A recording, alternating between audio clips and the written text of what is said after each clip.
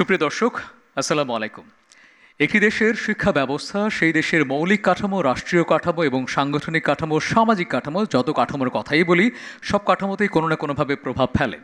সেই শিক্ষা ব্যবস্থা যদি মানসম্পন্ন হয় তাহলে সেটি অবশ্যই ইতিবাচক ভাবনারই বহিঃপ্রকাশ, আর যদি সেটি মানসম্মত না হয় তাহলে সেটি সে দেশের জন্য একটা ভয়ের কারণ হয়ে দাঁড়াতে পারে।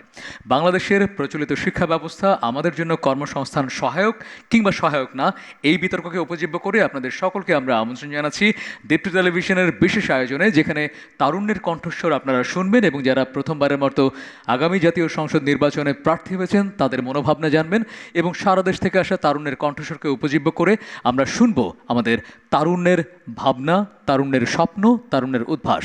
এই সব কিছুকে উপজীব্য করে আপনাদের সকলকে আমন্ত্রণ জানাচ্ছি দীপ্তি টেলিভিশনের বিশেষ আয়োজন আরএফএল চেয়ার নিবেদিত যুক্তি সংলাপে বাংলাদেশ, ক্ষমতার নয় সমতার এই আয়োজনে। সাথে রয়েছে স্পিকার হিসেবে আমি এম আলমগীর। আমি ন্যাশনাল ডিবেট ফেডারেশন বাংলাদেশ বা এনডিএবিডির সারা দেশের স্কুলিং প্রোগ্রামের রেক্টর হিসেবে দায়িত্ব পালন করছি এবং একই সাথে মহাপরিচালক হিসেবেও দায়িত্ব পালন করছি। আজকের এই আয়োজনকে উদ্ভাসিত করার জন্য আমরা দুজন প্রথমবারের মতো প্রার্থী হওয়া সম্মানিত ব্যক্তিত্বকে এখানে আমন্ত্রণ জানিয়েছি। আমার ঠিক ডান পাশেই রয়েছেন জনতার দল থেকে ঢাকা 10 আসনে যিনি মনোনয়ন পেয়েছেন মেজর মোহাম্মদ জাকির হোসেন ভাই, এবং ঠিক বাম পাশেই রয়েছেন সিপিবি থেকে ঢাকা 8 আসনে যিনি মনোনয়ন পেয়েছেন ত্রিদীপ কুমার শাহাদাদা। আপনাদের দুজনকে আমরা স্বাগত জানাচ্ছি আমাদের আজকের এই আয়োজনে। আর আজকের এই আয়োজনে আমরা দুটো শিক্ষা প্রতিষ্ঠানের শিক্ষার্থীদের আমন্ত্রণ জানিয়েছি যারা বিতর্কিক হিসেবে আমাদের আলোকিত করবেন তাদের যুক্তি প্রতিযুক্তির মাধ্যমে এই ভাবনাকে, অর্থাৎ শিক্ষা ব্যবস্থা কর্মসংস্থান তৈরি করছে কি করছে না এই বিষয়টিকে উপস্থাপন করবেন। আমার ঠিক ডান দিকে রয়েছে সাউথ ইস্ট ইউনিভার্সিটির শিক্ষার্থীরা। প্রথম বক্তা খায়রুল আলম হিমালয়, দ্বিতীয় বক্তা রিফাত তানভীর ইমন এবং তৃতীয় বক্তা সুমাইয়া আক্তার স্বর্ণা। আর ঠিক বাঁ দিকেই বিপক্ষ হয়ে রয়েছে ড্যাফোডিল ইন্টারন্যাশনাল ইউনিভার্সিটির শিক্ষার্থীরা। প্রথম বক্তা জুরাইরিয়া বিনতে বাশার বৃষ্টি, দ্বিতীয় বক্তা ইরফাত নূর অবনী এবং তৃতীয় বক্তা শাহনিয়াজ রশিদ দীপ্ত। আপনাদের ছজনকেই আমরা স্বাগত জানাচ্ছি আজকের এই আয়োজনে। আর আপনারা দেখতে পাচ্ছেন সারা দেশ থেকে তারুণ্যের প্রতিনিধি হয়ে আমাদের বিভিন্ন আসন থেকে নবীন শিক্ষার্থী এবং তরুণরা এসেছেন। আমরা তাদের কাছ থেকে প্রশ্ন নেব, তাদের মনোভাবনা জানব। এবং আমার ঠিক পেছনেই সম্মানিত বিচারক মণ্ডলী হিসেবে আজকে আমাদের যারা ঋদ্ধ করছেন তারা হচ্ছেন বিজ্ঞ বিচারক হিসেবে জনাব Mohammad Shayan Sadiq, adviser to the chairman national debate federation Bangladesh, জনাব বিলকিস বারী, যুগ্ম সম্পাদক ন্যাশনাল ডিবেট ফেডারেশন বাংলাদেশ, এবং জনাব T M Mazharul Islam, adviser to the chairman national debate federation Bangladesh. আমরা এবারে সরাসরি চলে যাব বিতর্কে, কারণ যে বিষয়টিকে উপজীব্য করে আজকের বিতর্কটি আবর্তিত হবে সেটি হচ্ছে বাংলাদেশের শিক্ষা ব্যবস্থা কর্মসংস্থানের নিশ্চয়তা দিতে ব্যর্থ। এই বিষয়ে পক্ষ দলের প্রথম বক্তা সাউথ ইস্ট ইউনিভার্সিটির খায়রুল আলম হিমালয়কে আমি আমন্ত্রণ জানাচ্ছি তার বক্তব্য উপস্থাপনের জন্য। বিবিএস এর শ্রমশক্তি জরিপ অনুসারে বাংলাদেশে বেকার প্রায় 27 লাখ, স্নাতক ডিগ্রিধারী বেকারের সংখ্যা প্রায় 9 লাখ, অর্থাৎ প্রতি 3 জনে 1 জন উচ্চশিক্ষিত বেকার বাংলাদেশে। এই বাস্তবতায় দাঁড়িয়ে বাংলাদেশের শিক্ষা ব্যবস্থা কর্মসংস্থানের নিশ্চয়তা দিতে ব্যর্থ এই প্রস্তাবের পক্ষে অবস্থান করছি আমরা। ধন্যবাদ মাননীয় স্পিকার। মাননীয় স্পিকার, প্রথমে যদি আমরা সংজ্ঞানে চলে যাই, শিক্ষা ব্যবস্থা বলতে কী বুঝি? এমন একটি প্রাতিষ্ঠানিক কাঠামো যা লক্ষ্য, জ্ঞান, দক্ষতা, সক্ষমতা তৈরি করে একজন মানুষকে কর্মজীবনের জন্য প্রস্তুত করা। এবং কর্মসংস্থানের নিশ্চয়তা বলতে বুঝি শিক্ষা শেষে বাস্তবসম্মত চাকরি, আত্মকর্মসংস্থানের সুযোগ সৃষ্টি করা। আজ বাংলাদেশে শিক্ষিতের সংখ্যা বাড়ছে কিন্তু কর্মসংস্থান বাড়ছে না, এটাই বিতর্কের মূল সংকট আজকে। মাননীয় স্পিকার, চলেন যুক্তিতে চলে যাই। বাংলাদেশের কারিকুলাম ও চাকরির বাজারের মধ্যে সবচেয়ে বড় ফারাক দেখতে পাই আমরা। মাননীয় স্পিকার, শিক্ষা প্রতিষ্ঠান যা শেখায় বাজার তা চায় না। আমরা দেখতে পাই বাংলাদেশের শিক্ষার যা অন্যতম সমস্যা, আমরা যদি দেখি স্কিল মিসম্যাচ থিওরি, আমরা দেখতে পাই যখন শিক্ষার আউটপুট এবং শ্রম বাজারের সমন্বয় থাকে না তখন বেকারত্ব বাড়ে, এবং যাই বাংলাদেশে ঘটছে।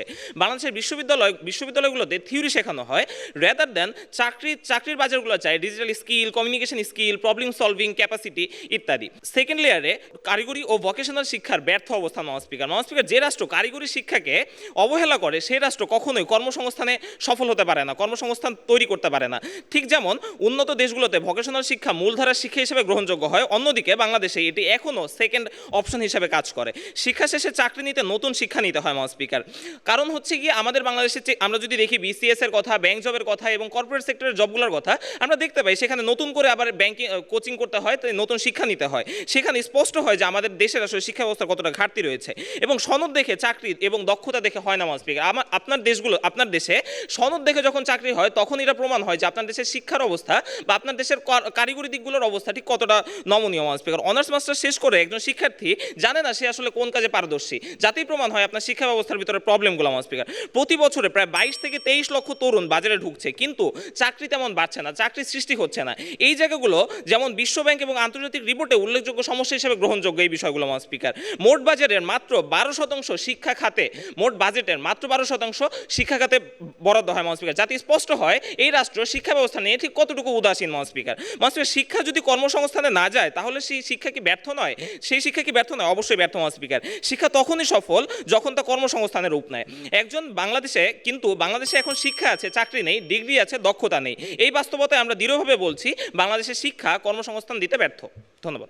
ধন্যবাদ জানাচ্ছি আমরাও পক্ষ দলের প্রথম বক্তাকে কারিগরি শিক্ষার দিকে মনোযোগ দেওয়া এবং শিক্ষা খাতে বাজেটের বিষয়টি উল্লেখ করে তিনি তার বক্তব্য উপস্থাপন করলেন। আমরা এখন সরাসরি চলে যাব আমাদের নতুন প্রজন্মের প্রতিনিধি তারুণ্যের কাছে। আপনাদের কারো কোনো প্রশ্ন যদি থাকে আমাদের দুজন সম্মানিত প্রার্থী রয়েছেন তাদের কাছে করতে পারেন। জি, আসসালামু আলাইকুম, আমি আরিফা, ভোটার পাবনা 1 আসন থেকে।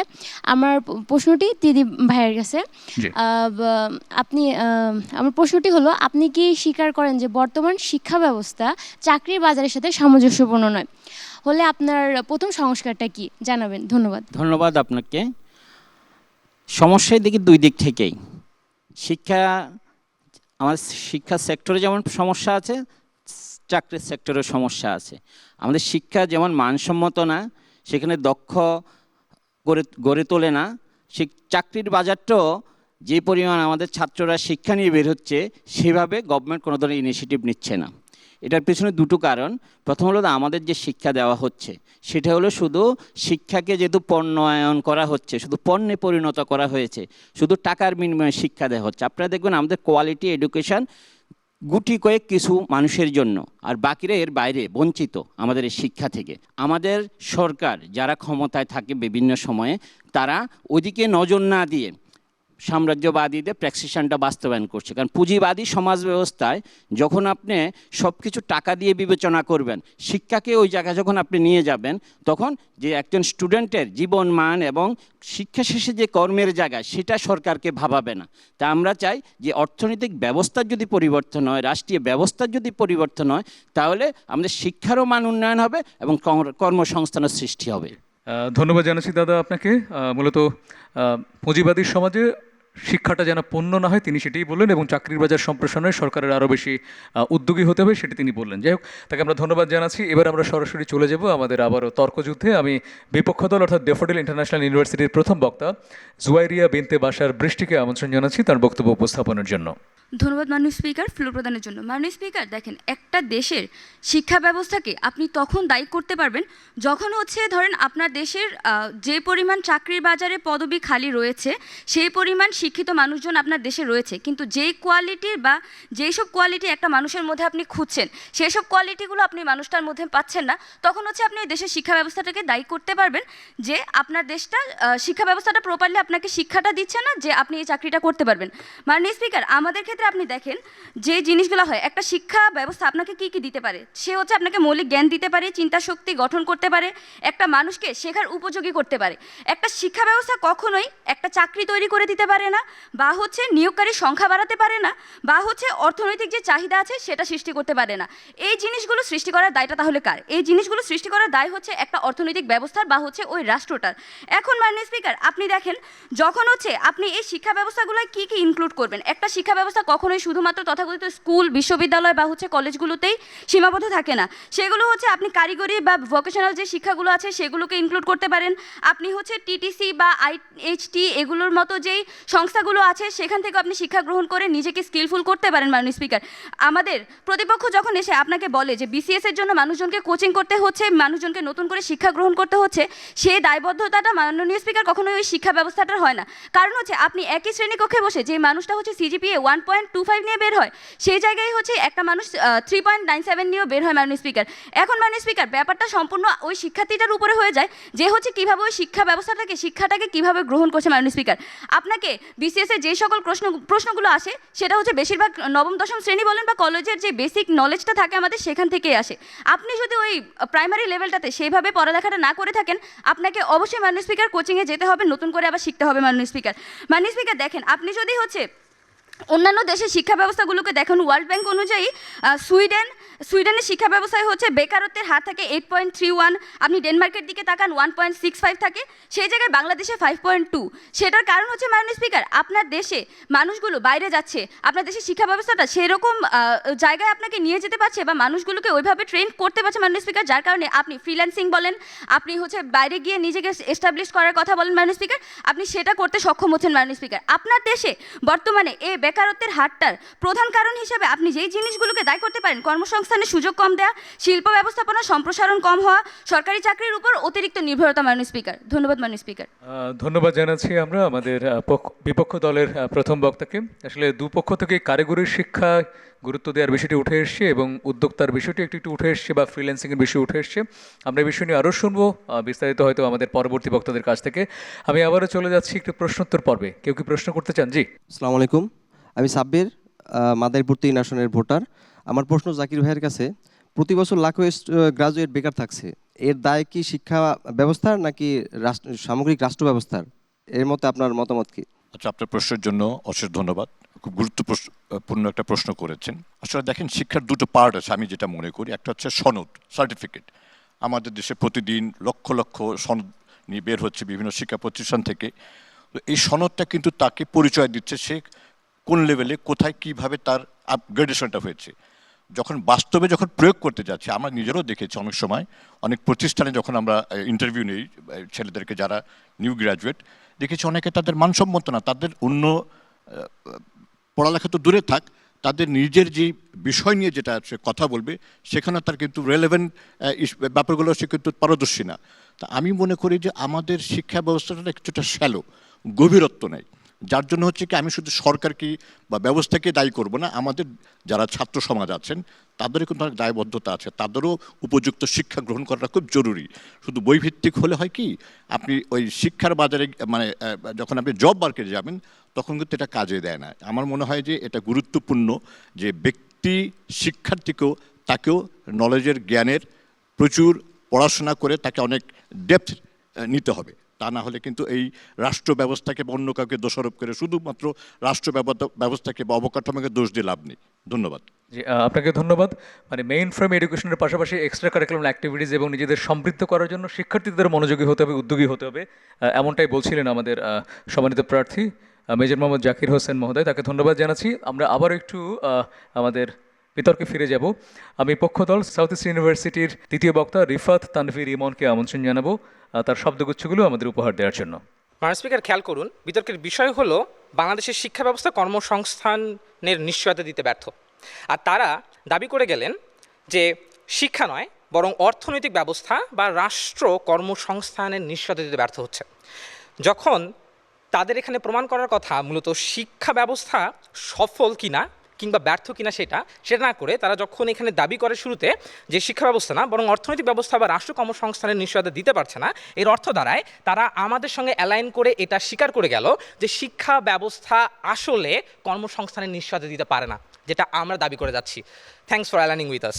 মাননীয় স্পিকার, খেয়াল করুন, একটি সন্তানকে শিক্ষিত করে তুলতে মা বাবা তার সমস্ত সম্পদ বিলিয়ে দিতেও কুণ্ঠিত বোধ করে না, কিন্তু বিনিময়ে শুধু তারা এতটুকু প্রত্যাশা করে যে তাদের সন্তান সমাজে একদিন প্রতিষ্ঠিত হবে এবং পরিবারের হাল ধরবে। কিন্তু দেখা যায় শিক্ষা গ্রহণ শেষে তাদের সন্তান ভোগে সীমাহীন হতাশায়, কারণ যে শিক্ষা ব্যবস্থায় সে শিক্ষিত হয়ে ওঠে সেই শিক্ষা ব্যবস্থা তার কর্মসংস্থানের নিশ্চয়তা দিতে পারে না। নিশ্চয়তা দিতে পারে না বলেই আমরা দেখি বগুড়ার আলমগীরের মতো শিক্ষিত যুবকরা দেয়ালে দেয়ালে পোস্টার লাগিয়ে দিয়ে বলে, আপনার সন্তানকে আমি পড়াতে চাই, বিনিময়ে টাকা দিতে হবে না, শুধু দুবেলা দুমুঠো ভাত খেতে দিয়েন।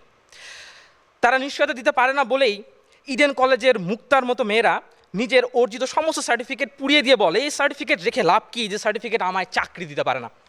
মাননীয় স্পিকার, খেয়াল করুন, বাংলাদেশের শিক্ষা ব্যবস্থা কর্মসংস্থানের আসলে নিশ্চয়তা দিতে ব্যর্থ নাকি সফল, এটা বোঝার জন্য সবথেকে সহজ উপায় হচ্ছে এটা দেখা যে বাংলাদেশের যে বিশাল বেকার জনগোষ্ঠী রয়েছে এদের মধ্যে শিক্ষিত বেকারদের হার বেশি নাকি অশিক্ষিত বেকারদের হার বেশি।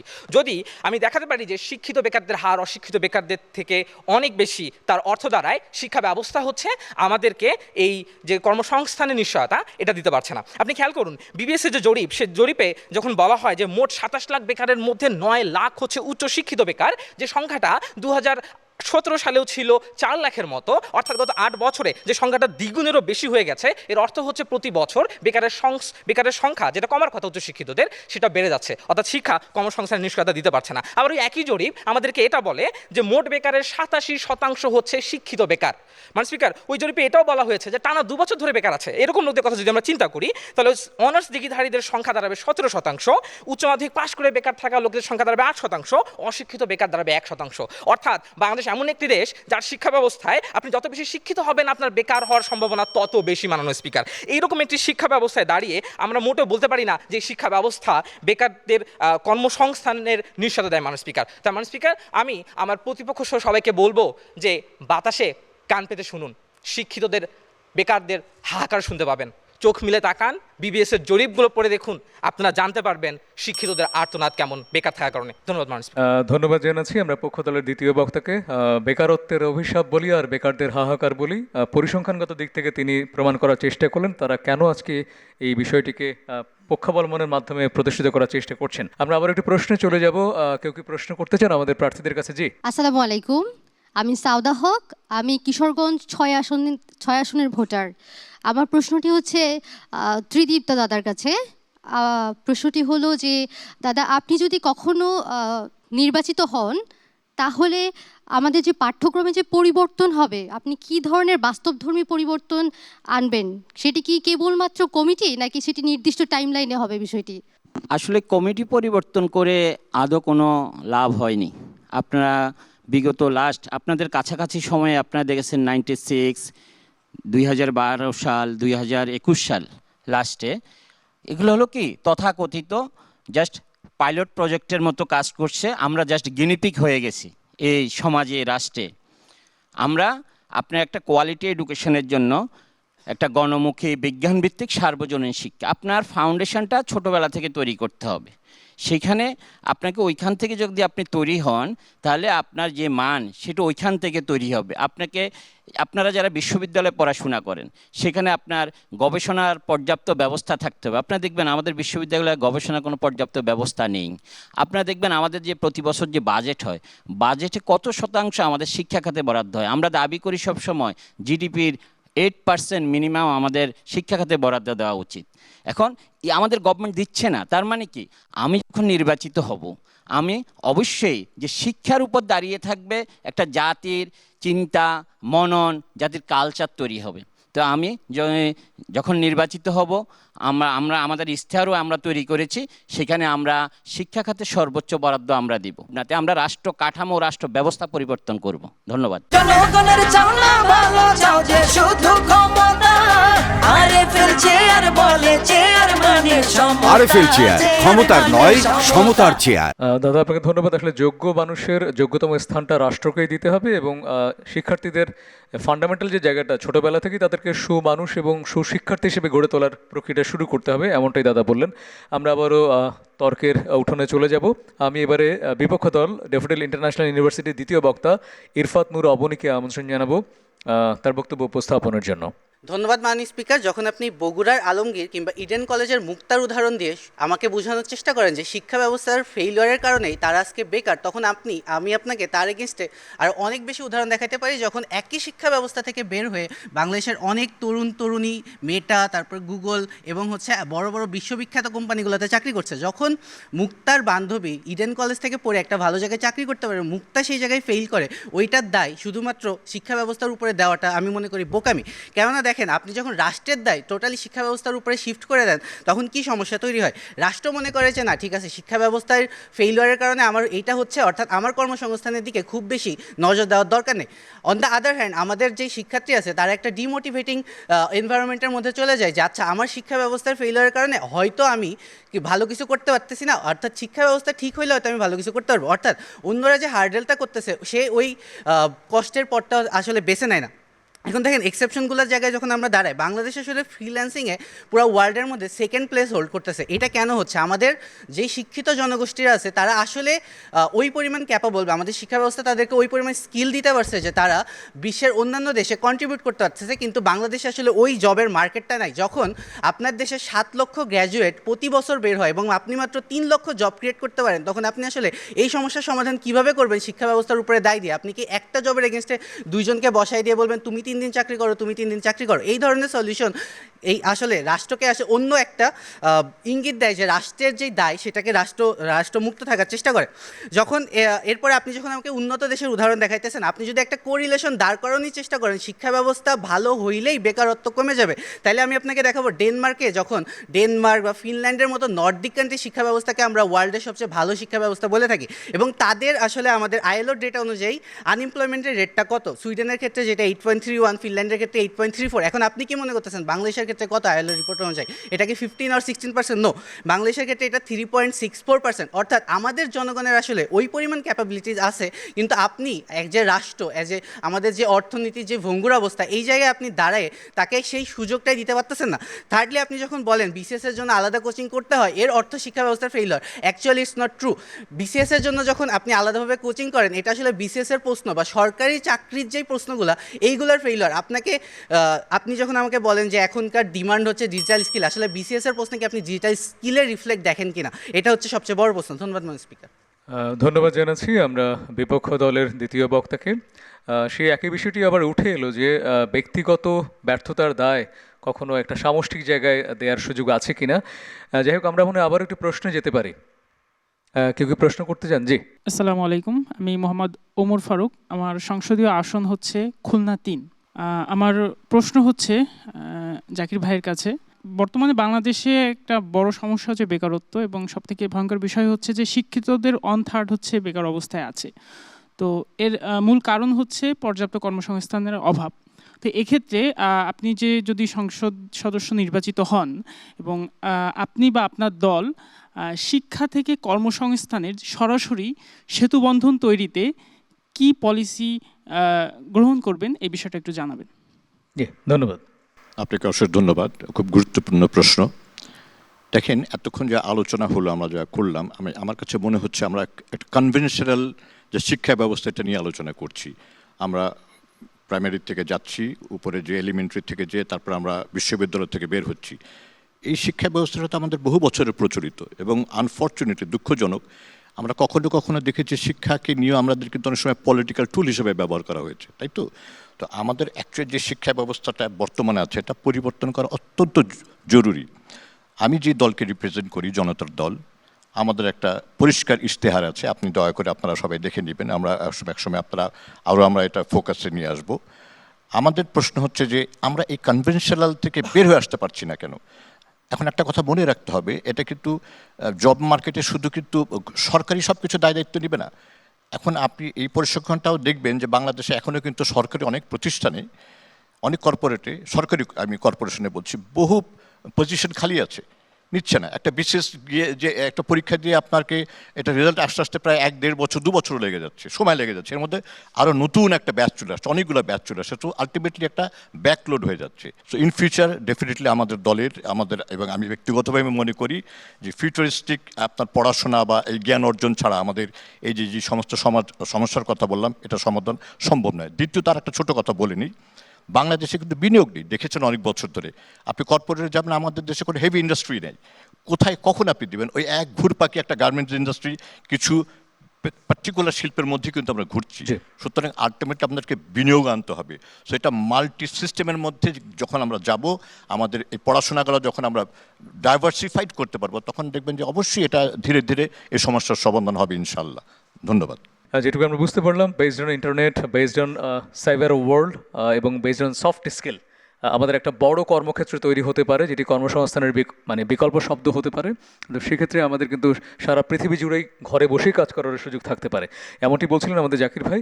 আমরা মনে হয় আরও একবার চলে যেতে পারি আমাদের তর্কযুদ্ধের এই উঠোনে। আমি এবারে পক্ষ দলের তৃতীয় বক্তা সুমাইয়াকে আমন্ত্রণ জানাবো, তার বক্তব্য শোনার অপেক্ষায় রইলাম আমরা। হাতে ডিগ্রি, চোখে স্বপ্ন, কিন্তু নেই ভবিষ্যতের নিশ্চয়তা। বলা হয়ে থাকে শিক্ষা থাকলে নাকি কাউকে ঘরে বসে থাকতে হয় না, শিক্ষা থাকলে নাকি খুলে যায় সকল বন্ধ জানালা। কিন্তু বাস্তবে শিক্ষিত যুবকের সামনে কর্মসংস্থানের দরজাটাই বন্ধ। বর্তমানে বাংলাদেশে শিক্ষিত বেকারের সংখ্যা প্রায় 9 লক্ষ। আর এই সংখ্যা থেকেই প্রমাণ হয় সমস্যা শিক্ষা ও কর্মসংস্থানের সংযোগহীনতা। আর এই সংখ্যা থেকেই প্রশ্ন জাগে, আমাদের শিক্ষা ব্যবস্থা কি আমাদেরকে জীবনের জন্য তৈরি করছে নাকি শুধুই পরীক্ষার জন্য? মানুষ স্পিকার, বেসরকারি দল যখন বলে চাকরির বাজারে সংকট, শিক্ষা কখনো চাকরি তৈরি করতে পারে না, তখন আমরা বলি শিক্ষা চাকরি তৈরি করতে পারে না, কিন্তু স্কিল দিতে পারে, যে স্কিল দিয়ে আপনি নিজে কর্মসংস্থানের ব্যবস্থা করতে পারেন। তখন মানুষকে চাতক পাখি হয়ে সরকারি চাকরি খুঁজতে হবে না, তারা নিজেরাই নিজেদের পায়ে দাঁড়াতে পারবে। তারা যখন তুলে ধরে সিজিপিএ এর কথা, তখন বোঝা যায় আমাদের শিক্ষা ব্যবস্থা কিভাবে মুখস্থ বিদ্যার উপর নির্ভর, কিভাবে সনদের উপর নির্ভর। তারা যখন বলে ডেনমার্কের পরিসংখ্যানের কথা, তখন এটা প্রমাণ করে না যে ডেনমার্কের এই পরিসংখ্যানে বেকারত্বের পিছিয়ে শিক্ষা দায়ী। কারণ ডেনমার্ক সহ উন্নত দেশে দেখবেন যারা বেশি শিক্ষিত তাদের বেকারত্বের হার কম। যেমন ইউএসএতে শিক্ষিত বেকারের সংখ্যা 1.2% আর অশিক্ষিতদের সংখ্যা 7.0 মতো। মানুষ স্পিকার, আমাদেরকে ছোটবেলা থেকে শেখানো হয় যে প্রশ্নে আসবে, উত্তরে লিখতে হবে, খাতায় লিখতে হবে, মুখস্থ করো।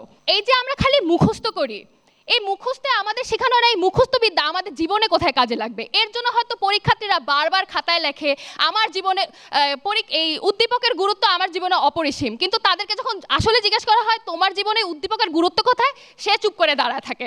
মানুষ স্পিকার, দেখবেন এর ফলস্বরূপ এই যে মুখস্থ নির্ভরতার এর ফল হলো এই ভয়ানক শিক্ষিত বেকার। মানুষ স্পিকার, বাংলাদেশ পরিসংখ্যান ব্যুরোর লেবার ফোর্স সার্ভে 2023 অনুযায়ী দেশে ডিগ্রিধারী বেকারত্বের হার 13% বেশি। দ্য ডেইলি স্টারের এক প্রতিবেদন মতে প্রতি 3 জন গ্র্যাজুয়েটের মধ্যে 2 বছরের বেশি সময় ধরে একজন চাকরি খুঁজেও পায় না। এই সমস্যার মূল কারণ আমাদের দেশে গ্র্যাজুয়েটরা জব রেডি নয়। প্রমাণ QS world future skill index 2025-এ বাংলাদেশে 81টি দেশের মধ্যে 67তম অবস্থান। এটাই প্রমাণ করে আমাদের শিক্ষা ব্যবস্থা কর্মসংস্থানের সুযোগ দিতে পারছে না। ফলাফল, দেশে ডিগ্রি বাড়ছে, সার্টিফিকেট বাড়ছে, কিন্তু বাড়ছে না কর্মসংস্থান। আর এর জন্যই বাড়ছে ফেসবুকে বারবার সার্টিফিকেট পুড়িয়ে দেওয়ার মতো ঘটনা। আমাদের কারিকুলাম আউটডেটেড, ইন্ডাস্ট্রি একাডেমি সংযোগ দুর্বল। এদেশে আজও টেকনিক্যাল ও ভোকেশনাল শিক্ষাকে দ্বিতীয় শ্রেণী মনে করা হয়। এই শিক্ষা ব্যবস্থার এই হালের জন্যই আমাদের দেশে বাড়ছে বেকারত্ব, বাড়ছে হতাশা।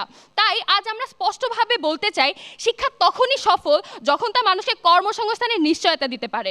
বাংলাদেশে শিক্ষা আছে, কিন্তু নেই সেই শিক্ষার সাথে কর্মসংস্থানের সংযোগ। তাই আজকে দৃঢ়ভাবে বলতে চাই, বাংলাদেশের শিক্ষা ব্যবস্থা কর্মসংস্থানের নিশ্চয়তা দিতে ব্যর্থ। ধন্যবাদ মানুষ স্পিকার, ধন্যবাদ সবাই। আমরা ধন্যবাদ জানাচ্ছি পক্ষ দলের তৃতীয় বক্তাকে।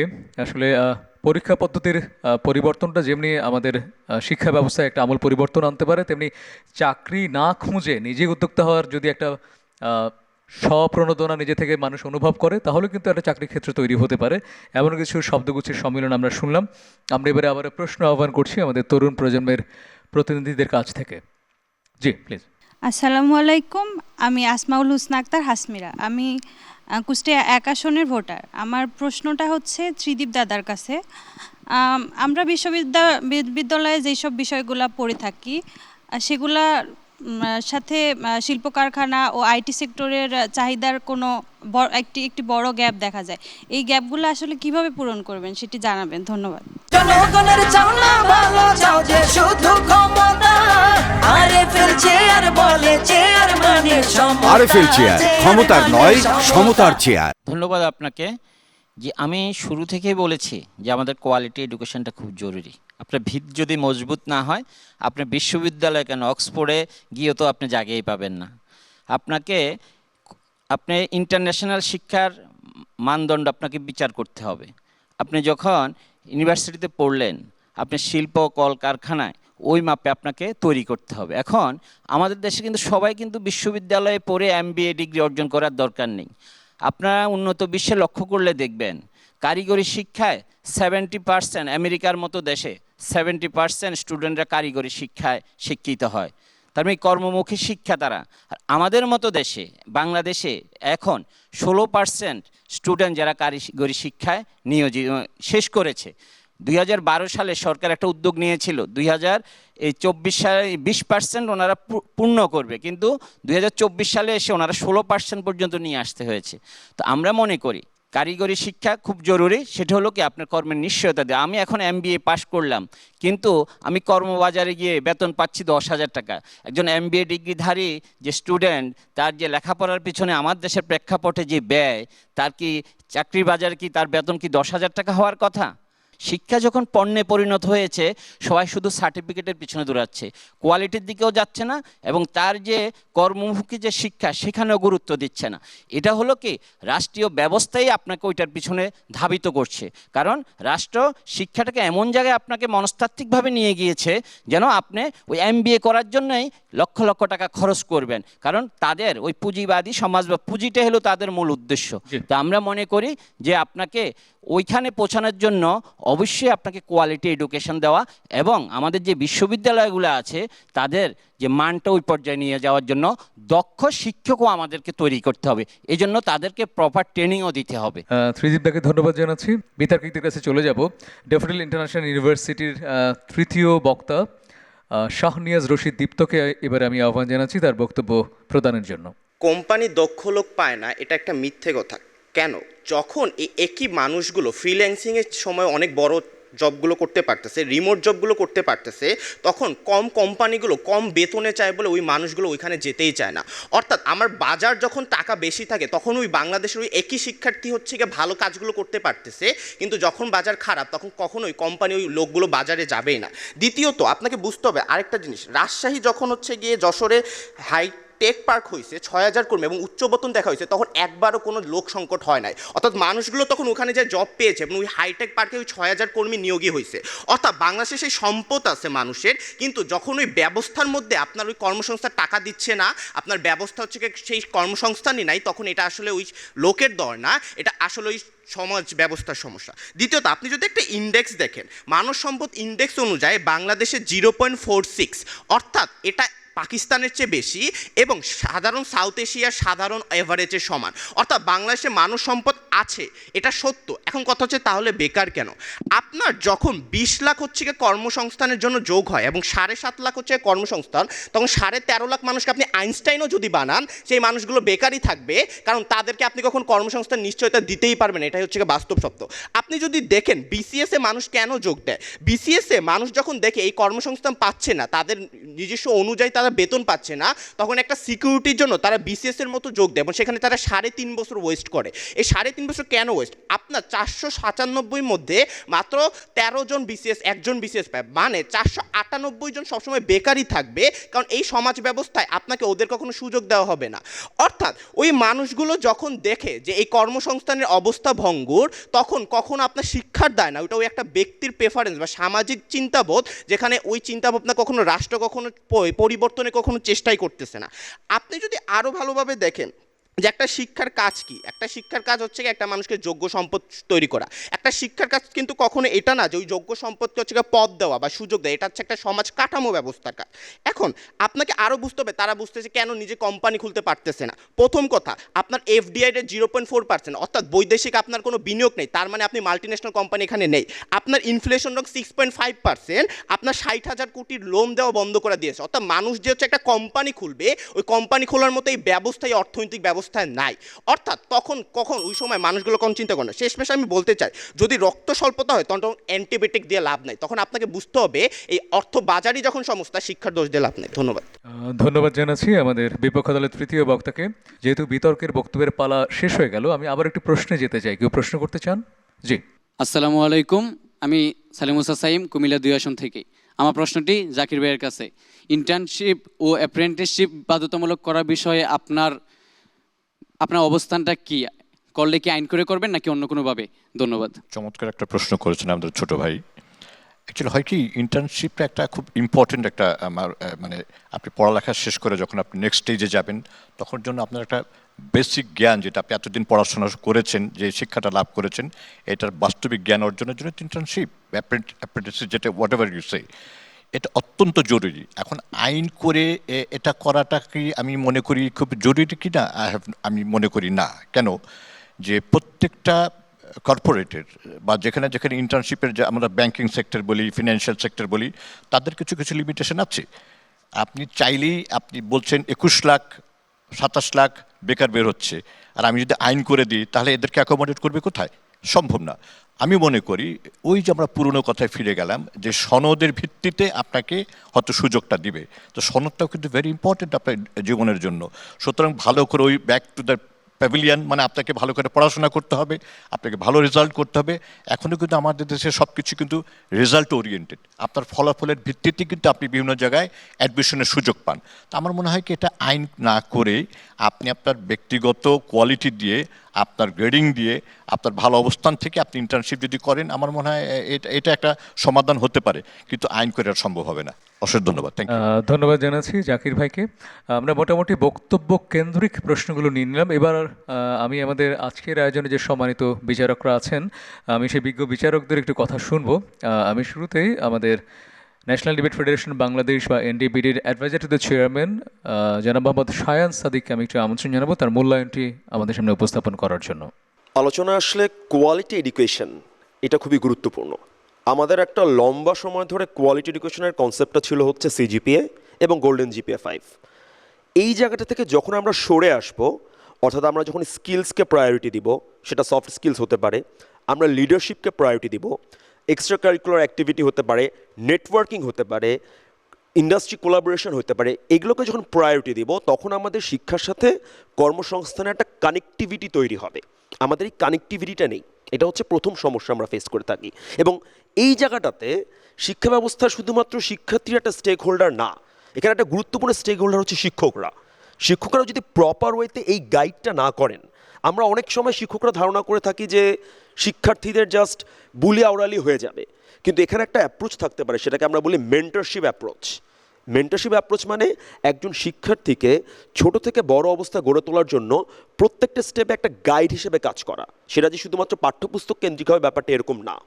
দ্বিতীয় যে সমস্যা আসলে বাংলাদেশে, সেটা হচ্ছে কোয়ালিটি এডুকেশনটা কুক্ষিগত কিছু শিক্ষা প্রতিষ্ঠানের মধ্যে সীমাবদ্ধ, সেটা ঢাকা কেন্দ্রিক কিংবা মেট্রোপলিটন সিটি কেন্দ্রিক, কিন্তু এই বাদেও কিন্তু আমাদের শিক্ষা প্রতিষ্ঠান অনেকগুলো রয়েছে, সেই জায়গায় এই প্র্যাকটিসটা নেই।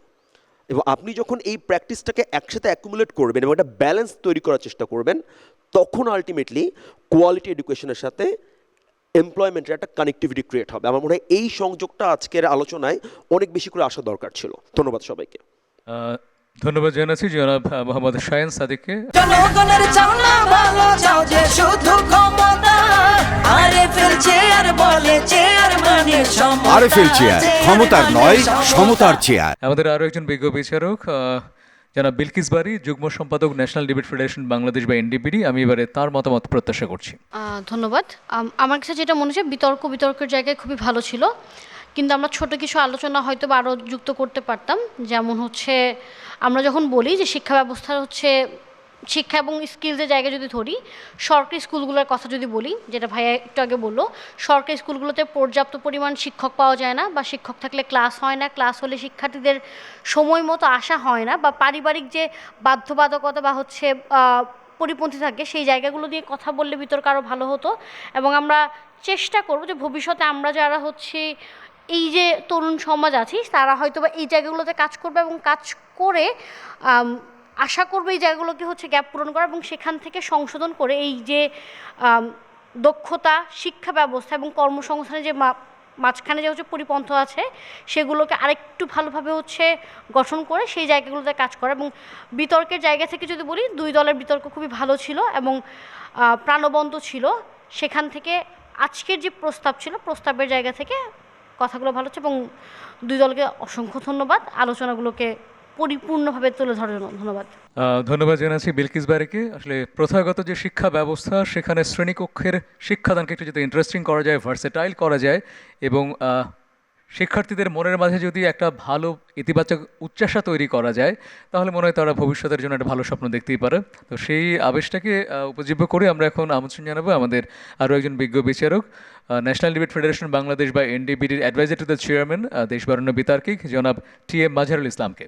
চমৎকার একটি বিতর্ক হয়েছে এবং এই মডেলে যে এত বিতর্কের গভীরে পৌঁছে যাওয়া গিয়েছে সেটি নিয়ে আমার কাছে ভালো লেগেছে। আর একটি বিশেষ বিষয়ে, অনেকগুলো বিষয় ছিল, একটি বিশেষ বিষয় নিয়েই শেষ করতে যাচ্ছি। সেটি হচ্ছে যে এখান থেকে বেশ কয়েক জায়গা থেকে তুলে উঠে আসছিল যে একটি বিসিএস ক্যাডার বা বিসিএস ক্যাডার চাকরির জন্য 2.5 বছরের টাইম ওয়েস্ট। সেই জায়গাটিকে একটু আমি একজন বিসিএস অফিসার হিসেবে একটু সংশোধন করে দিতে চাই যে এই চাকরিটি কিন্তু বাংলাদেশের সবচেয়ে হাই স্কিল জবগুলোর মধ্যে অন্যতম। যারা কাজ করতে আসেন তারা জানেন যে এত বেশি স্কিল এখানে প্রয়োজন হয়, বিকজ যখন বাংলাদেশ সরকারের ভিতরে আমলাতন্ত্রের ভিতর দিয়ে কাজ করতে হয় তখন কিন্তু একটি ভুল সিদ্ধান্ত পুরো জাতির উপর একটি বড় ধরনের বিপর্যয় ডেকে আনতে পারে।